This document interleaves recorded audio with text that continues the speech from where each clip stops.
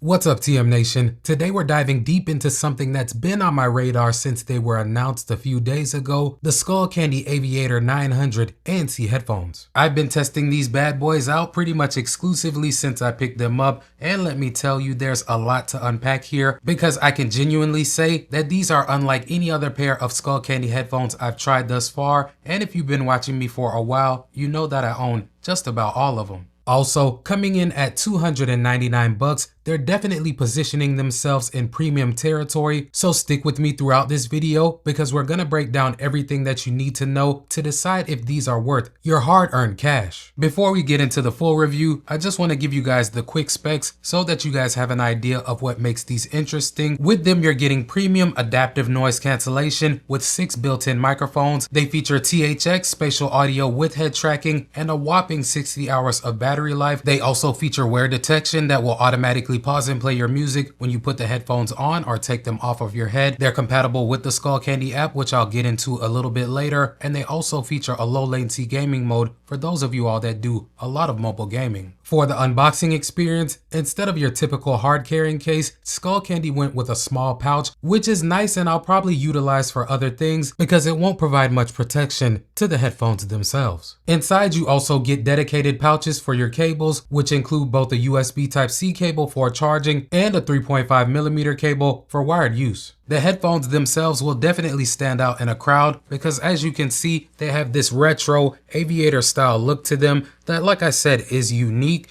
And one thing that I do like about the design is that they're rocking this matte black finish with some see-through elements where you can spot the Skullcandy logos. What really surprised me with these headphones is just how lightweight they are on the head, because in the pictures and videos that I saw these headphones in, they for sure look bulky in my opinion, but once I put them on my head, they really don't feel heavy at all. For numbers, they come in at about 290 grams, which, like I said, is impressive for a pair of over-ear headphones that have the amount of tech that these have inside of them. Another thing that I like about them is that they can fold flat and collapse down, which is perfect for travel, and they also do feel well built in the hands, like they will withstand some wear and tear. I know they're brand new right now, but out of the box, the hinges do feel premium. I don't hear any creaking or anything of that nature, which, believe it or not, are some things that you can get with some new headphones right out of the box. Comfort-wise, the headband has this subtle padding that doesn't look like much, but it distributes the weight really well. The ear cups are also extremely comfortable as they're wrapped in memory foam that adapts to your ears rather than fighting against them, and I've been able to wear these for hours at a time without getting any pressure points or that excessive clamping force feeling that some similar headphones do give me. Otherwise, you are getting physical playback buttons with these, so no touch controls for those of you all that do not like those, and you also get a custom button that you can map to just about any function that you would like inside of the app. Like I said a moment ago, these are using 6 built-in microphones for noise cancellation, and this is adaptive noise canceling that, unlike basic active noise cancellation that just runs at one level, will continuously monitor your environment pretty much in real time. Then you've got THX Spatial audio with head tracking, as I mentioned earlier, which creates a 360-degree soundscape that moves with your head movements, similar to what you'll get with other premium headphones, some that cost much more than these, such as the AirPods Max and Sony WH-1000XM6 headphones. If you haven't experienced this feature before, it's like having a personal surround sound system that follows you pretty much everywhere you go. With these, the head tracking is surprisingly accurate, the dialogue stays centered, while the effects move around me naturally. On the other hand, the spatial audio itself has been a little bit hit or miss for me so far. I do tend to toggle it off if I'm not watching a movie, show, or engaging in mobile gaming, because for music listening, most tracks are not tuned for spatial audio listening, so it can give off this weird effect that does become a distraction after a while. In terms of the call quality, I have made several voice calls using these headphones, and I think that the microphones on them do a really good job of capturing clear speech even when you're in louder environments. But as always, I did take samples just so that you guys can judge the quality for yourselves. Let's check them out. Alright guys, so right now I have the headphones paired to my iPhone 16 Pro, and as you can see, the audio that you're hearing is coming from the microphones on them. Right now the room is relatively quiet, but in just a moment I will do my background noise test. Give me a second. And now I have some simulated background noise playing in the background, and this part of the test is aimed at seeing how well the microphones on these headphones can go ahead and focus on my speech while rejecting some of that noise. So let me know what you guys think. Are they doing a pretty good job? or did you expect better? Let me know.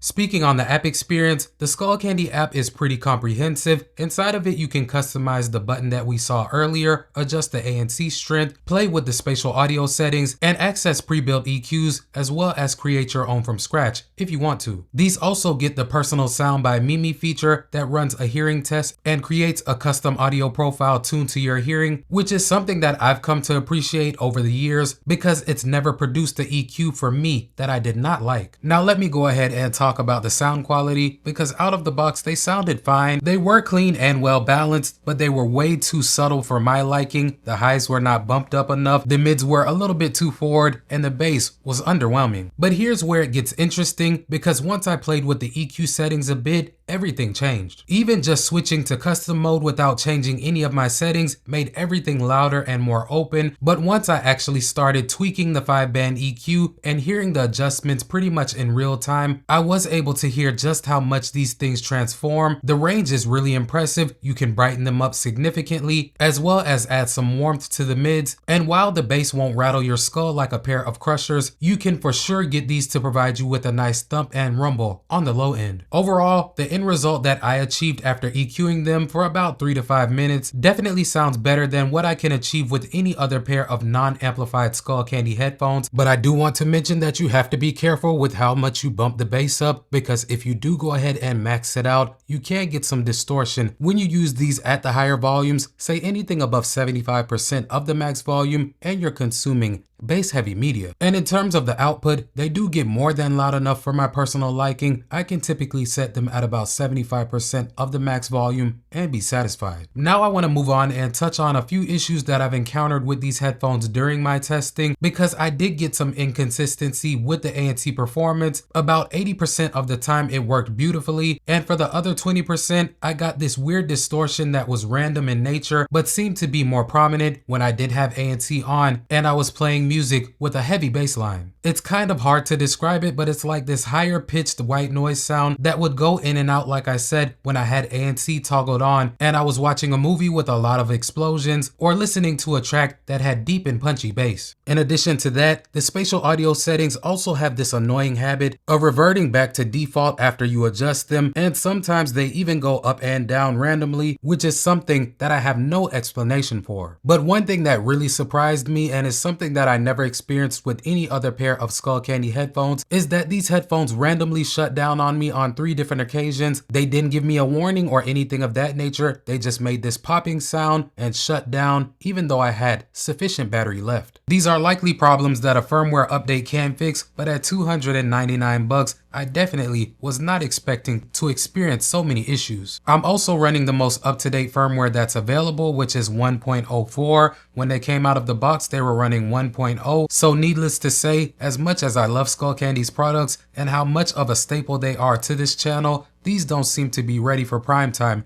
in their current state. But other than that, I truly hope that they're working on a firmware update to address these issues, because with the feature set that you get with these headphones, they have the potential to be a great pair of flagship cans. So let's talk the value proposition, because that's what it really comes down to. At $299, these are competing with some serious players such as the WH-1000 XM5s, Bose Quiet Comfort, and even some of the higher end options that you have out of Audio-Technica. You're getting that unique design that stands out in the crowd, excellent battery life, you're getting wear detection to automatically pause and play your music, good call quality, and a low latency mode for gaming. The build quality does feel premium, and when everything works properly, the sound quality can be really impressive with the right EQ. When they do work as intended, I do think that the Aviator 900s can compete with some of those headphones, because on paper, they stack up well. But as I alluded to earlier, in their current state, there are some rough edges that keep these from being an easy recommendation at this price point. If you're someone who enjoys tweaking the EQ settings and you're drawn to that distinctive Aviator aesthetic that you really don't get with any other comparable headphones on the market at this moment, these really could be rewarding. The battery life also makes them extremely extremely compelling for frequent travelers that just want to charge their headphones and then be good for a week or so. But if you want a pair of headphones that sound amazing right out of the box with zero fuss or the need to take a sound test, you may want to look elsewhere. But let me know in the comments section, have you picked a pair of these up, or are you on the fence about buying them? If you have picked a pair up, let me know if you have experienced issues, because I may have just picked up a bad unit, but in watching the homie CEO in the makings video, it seems like he experienced a lot of the things that I have as well. But other than that, I appreciate you guys coming through and watching the video. Like and subscribe before you get on out of here so you won't miss out on any of my future content. But until next time, I will catch y'all in the next video. It's your boy Tech Mo, and I'm signing out.